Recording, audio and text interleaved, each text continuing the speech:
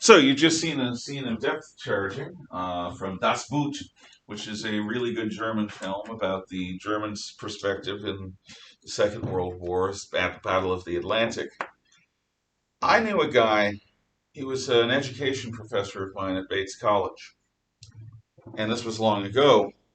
When he was a young man, he had served as a member of the Merchant Marine, which is our merchant ships. And he was on a slow ship filled with ammunition, which, if it had gone, everyone would have died. So he told us once, just a little bit, just try to imagine what it would be like. It takes a couple of months to cross the Atlantic.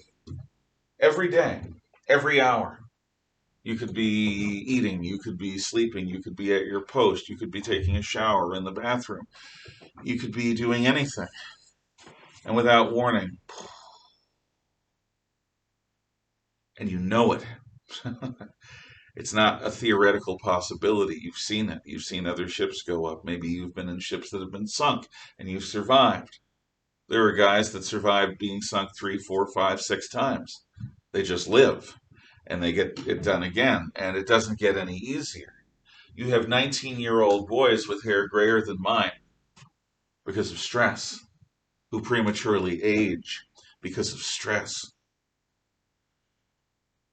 In 1940-41, in 1941-42, and in 1942-43, there were times when the Germans sank more ships than the Allies could build to replace them. That was the name of the game. Sinking more ships than the Allies can build to replace them. Starving Britain out. Causing Britain's war production to become nothing as its people just try to exist as zombie skeletons. It almost worked.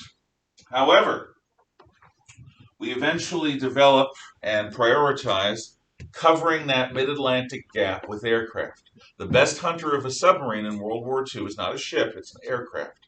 Aircraft can also drop depth bombs. Aircraft can also target ships into where submarines are. Submarines on the surface are in a big ocean, but they can be spotted by the radar or by the watchers on aircraft. So when we get aircraft, when we get better radar, when we get better depth bombs, we win the Battle of the Atlantic. But the Germans are still trying. They build better and better subs. And by the end of the war, they develop the Schnorkel. The German submarines are powered by diesel electric engines. Diesel engines for working on the surface, electric engines for working underwater because there's, you cannot have an exhaust engine, an engine that has exhaust like a diesel engine underwater because your air will get fouled. But you need to surface every few hours to replenish your air, usually at least once a day. The Germans, by developing a Schnorkel, big tube through which they could breathe, didn't have to surface their boats. They could stay underwater days, days, days, days, days. Luckily, those boats that had snorkels and faster engines so that they could go really fast underwater did not exist in large numbers by the time Hitler killed himself. They would have complicated things. So the Battle of the Atlantic is a turning point battle in that had it gone the other way, we could have lost the war.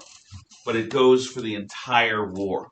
The other turning point battles I'll tell you about tomorrow are much briefer, although some last for over 6 months. Yes.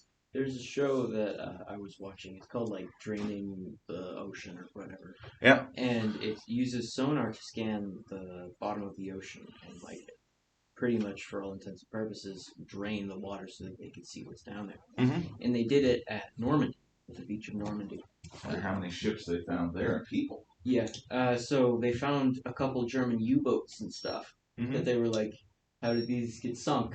Like, we don't know. And there was like troop carriers with amphibious tanks in them. There was sunk amphibious tanks.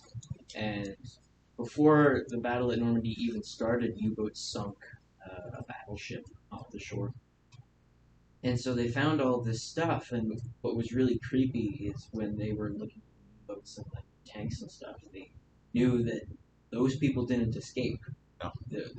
They're graves. dead bodies in tanks. If you go to Pearl Harbor today, you'll see the USS Arizona Memorial. That was an American warship that was sunk with most of its crew on board trapped and killed. It's still there, still leaking oil into the harbor. It's a memorial. They built a concrete memorial on top that you can go aboard and see all the names.